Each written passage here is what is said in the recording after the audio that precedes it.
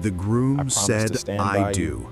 The room through erupted all in the joys applause. and challenges. Moments And I later, promise the he same to you, my collapsed, love. and someone in that room already knew this wedding would end in tragedy. The wedding had been planned for over a year. The venue was full. Family members had flown in from across the country. Nothing appeared out of place. The groom stood tall as the bride approached.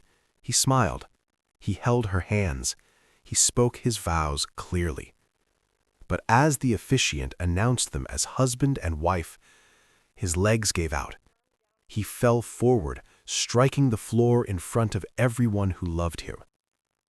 Guests rushed in. Someone called for help. The bride knelt beside him, crying, begging him to wake up. Paramedics arrived within minutes. They worked quickly, but something didn't make sense. His heart rhythm was abnormal. His symptoms didn't align with stress or anxiety. By the time they reached the hospital, the groom was unresponsive. He was pronounced dead before the reception even began. Doctors were the first to say it out loud. This was not natural. A toxicology screen revealed a lethal substance in his system, one that doesn't appear by accident. Police immediately sealed the venue. The cake, the drinks, the champagne glasses. Everything was collected as evidence. And very quickly, the focus turned to the people closest to him, especially the woman he had just married. Investigators reconstructed the final 24 hours of the groom's life. They discovered something the wedding guests never knew. The groom had received an anonymous message days before the ceremony, warning him not to go through with the marriage. He never told anyone. They also uncovered a sealed court document, a child support filing connected to the bride's past, a child she never mentioned, a life she had erased. The timing raised questions, the motive raised alarms, and suddenly the grieving bride became the prime suspect. But as police continued digging, the case took a darker turn.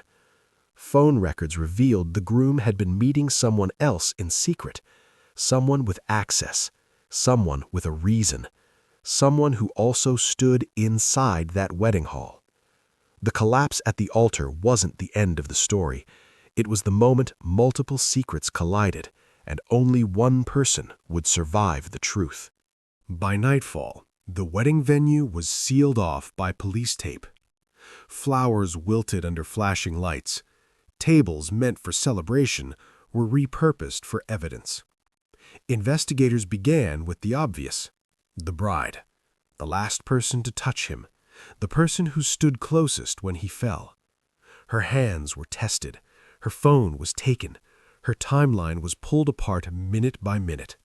She claimed shock, grief, confusion, and for a moment the evidence seemed to support her story. No poison on her clothing, no trace in her glass, no messages linking her to the substance found in the groom's body. But then, the autopsy report came back with a detail that changed everything. The poison hadn't been ingested at the ceremony. It had entered his system hours earlier, sometime during the rehearsal dinner. That single detail cracked the case open, because the rehearsal dinner was private, smaller, controlled. Only a handful of people were present, and one of them had served the drinks personally. Police reviewed footage from the night before the wedding. They noticed something subtle. The groom accepted a drink he didn't order. It was handed to him by someone he trusted completely, someone who laughed with him, hugged him, raised a glass to his future. Investigators traced that drink back to a secondary bar station, one not monitored by staff. And that's when they found it. A fingerprint on the glass. Not the bride's. The fingerprint belonged to someone the groom had argued with just days earlier. A dispute over money, a secret debt, a promise that had never been kept. The groom had threatened to expose it after the wedding. Phone records confirmed the confrontation, messages filled with anger, warnings, ultimatums. And suddenly the narrative shifted.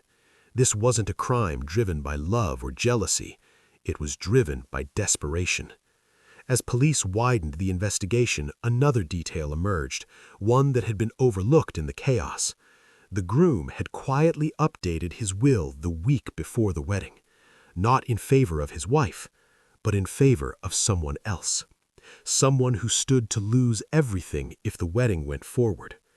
The wedding had never been the beginning of a new life. It had been a deadline. And when the groom said, "I do," someone else realized they were about to lose control forever. The poison wasn't meant to be fast. It was meant to look natural. But death doesn't follow plans, and neither do investigations. What police uncovered next would reveal that this wedding wasn't sabotaged by one secret, but by several, and one of them was far more dangerous than anyone imagined. If you want to uncover more chilling true crime stories and see justice exposed, subscribe to Crime Vaults as we bring light to the darkest true crime cases and never miss the secrets hidden in plain sight. The investigation expanded beyond the bride and the rehearsal dinner. Police began mapping every relationship orbiting the groom's life. Friends, family, business partners. And then they found the person no one had mentioned out loud, a woman whose name never appeared on the guest list, yet whose presence had shaped the groom's final months. She was not a stranger. She was connected to a secret the groom had been hiding for years. Detectives uncovered old messages buried deep in his phone archive, deleted conversations, hidden contacts. The tone was not romantic. It was tense, urgent, fearful. The groom had been paying someone quietly, not out of affection, but obligation. Financial records revealed monthly transfers labeled as consulting, but there was no business contract, no work performed, only silence and a threat that followed every payment. Investigators soon learned the truth. Years before the wedding, the groom had been involved in something illegal, something that could have destroyed his career and reputation. He didn't walk away clean. Someone else had been there, someone who knew everything. And as the wedding approached, the groom made a fatal decision. He stopped paying. Phone records confirmed a final meeting scheduled just 3 days before the rehearsal dinner. It ended abruptly. Witnesses later described the groom as shaken, distracted, afraid. He told one friend he felt trapped, that getting married was supposed to be his fresh start. But for someone else, the wedding meant exposure, and exposure meant ruin. Police brought the woman in for questioning. She denied everything. She claimed she never attended the rehearsal dinner, never touched the groom's drink, never even entered the venue. But investigators already knew that wasn't true. Security footage placed her inside the hotel hours before guests arrived, not near the ballroom, near the bar. The poison used was rare, expensive, and difficult to obtain, but investigators traced it to a single source, a purchase made under a fake name using a prepaid card. That card was activated near her apartment. The timing was precise. The intent was clear. The wedding had not been the crime scene, it had been the stage, a public ending designed to distract from a private execution. The groom never saw it coming, because the person who poisoned him wasn't someone he feared, it was someone he thought he had already escaped. As police prepared to make an arrest, another discovery surfaced, one that changed the meaning of the entire case. The bride had known, not about the poison, but about the secret, and she had chosen silence. The wedding didn't collapse because of love gone wrong. It collapsed because too many people were protecting lies, and the next revelation would prove that the truth had been sitting in plain sight from the very beginning. The calm of the wedding reception shattered completely when the first shocking detail emerged.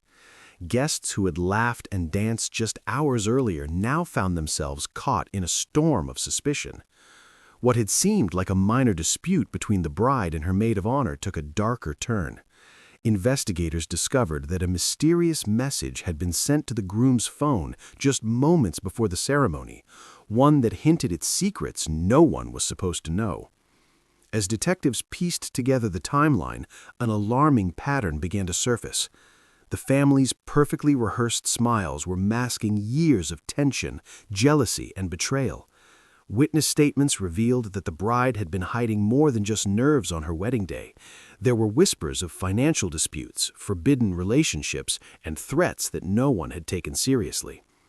A closer look at the venue's security footage revealed someone lurking near the bride's dressing room in the early morning hours. The figure moved with a deliberate precision, almost as if they knew exactly what they were looking for. But the twist came when investigators matched the silhouette to someone no one suspected, a relative who had attended every family event without raising a single eyebrow. By the end of the day, it was no longer just a story about a wedding gone wrong. It had transformed into a chilling portrait of premeditation, deception, and a plan that had been in motion long before the bride walked down the aisle. The evidence was mounting, but the motive, why someone would risk everything to turn a day of joy into a nightmare, remained shrouded in darkness, waiting to be uncovered. By the following morning, the calm that had settled over the town was shattered once again. Police confirmed that the mysterious figure captured on the security footage was no stranger. They were someone the bride had trusted completely. As investigators dug deeper, they uncovered a web of lies that stretched far beyond the wedding day itself. A crucial piece of evidence arrived unexpectedly, a series of text messages between the bride and an unknown number. The messages were cryptic, hinting at blackmail, betrayal, and a plan that would shock everyone. Friends and family members began to recount incidents that at first seemed insignificant, arguments over money, sudden disappearances, and unexplained visits, but now each detail was a piece of a much darker puzzle. Detectives made their first arrest. The relative seen on the footage was taken into custody, their calm demeanor now replaced with a barely concealed panic. Under questioning, they revealed a shocking connection to the groom, a secret dispute that had festered for years, fueled by jealousy and resentment. The truth began to emerge. This was not a crime of passion. It was meticulously orchestrated, timed perfectly to strike on the day meant for celebration. But just as the investigation seemed to be closing in, forensic experts discovered an even more disturbing twist. Evidence suggested that someone else had been involved, someone who had manipulated events from the shadows, ensuring the tragedy would unfold exactly as planned. The investigation, once thought to be straightforward, now expanded into a complex maze of deceit, betrayal, and unthinkable motives, leaving everyone questioning who could truly be trusted. The arrest did not bring closure. It brought panic. Within hours, investigators noticed inconsistencies in the suspect's statement. Timelines shifted, details changed, and one crucial question remained unanswered. Who planned it? Forensic analysts re-examined the poison, its dosage, its delayed effect. This wasn't guesswork, it was precision. The timing ensured the groom would survive the rehearsal dinner, appear healthy during the ceremony, and collapse in front of witnesses, turning tragedy into confusion and confusion into cover. Only someone who understood medicine or had researched it carefully could have orchestrated that. The investigation turned back toward the bride, not as a killer, but as a gatekeeper. Her phone revealed deleted searches made weeks before the wedding, questions about poisons, detection times, delayed symptoms. She never purchased anything, never handled the substance, but she had known something was coming. Under pressure, the bride finally broke. She admitted the groom had confided in her days before the wedding. He told her someone from his past was threatening him, demanding money, demanding silence. He believed once the wedding was over, he could walk away clean. She believed it too, and that belief became fatal. Investigators now understood the full shape of the crime. The person arrested wasn't the mastermind. They were the delivery. The real architect had never touched the glass, never entered the ballroom, never appeared in a single photo. They had used trust as the weapon and the wedding as the shield. When the final arrest was made, the story changed forever. The suspect didn't deny involvement, they denied guilt. They claimed the groom had forced their hand, that the wedding would have exposed everything, that this was the only way to stop him. The courtroom would later decide what was murder and what was desperation. But one truth was undeniable. This wedding didn't end in death because of love. It ended because secrets don't disappear. They wait. And sometimes they choose the worst possible moment to surface. The courtroom was silent when the verdict was read.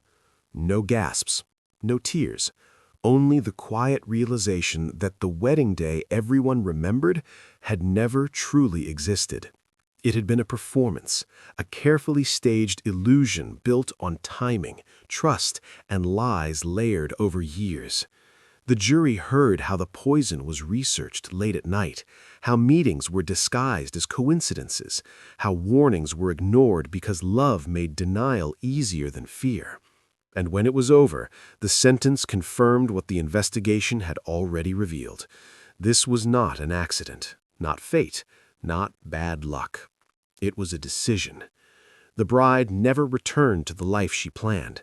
The dress was boxed away, the photos locked out of sight. The last name she took that day became a reminder she could never escape. She was not charged with murder, but she was charged with something else, knowing and choosing silence. Friends who attended the wedding later admitted there were signs they dismissed: the groom's unease, the sudden arguments, the way certain guests watched him instead of celebrating him. They remembered how he laughed during the reception, how normal he seemed. They remembered wrong. Because by then, the poison was already working. Years later, the case is still studied, not because of how the groom died, but because of where. A place meant for beginnings, a moment designed for joy. It proved something unsettling, that violence doesn't always arrive screaming. Sometimes it arrives dressed in white, holding flowers, smiling for photos. The wedding ended before the music started, before the cake was cut, before the future could begin. And the truth that finally emerged left one final lesson behind. Some promises are never meant to be kept. And some wedding days are not celebrations at all. They are countdowns. If you want to uncover more chilling true crime stories and see justice exposed, subscribe to Crime Vaults as we bring light to the darkest true crime cases and never miss the secrets hidden in plain sight.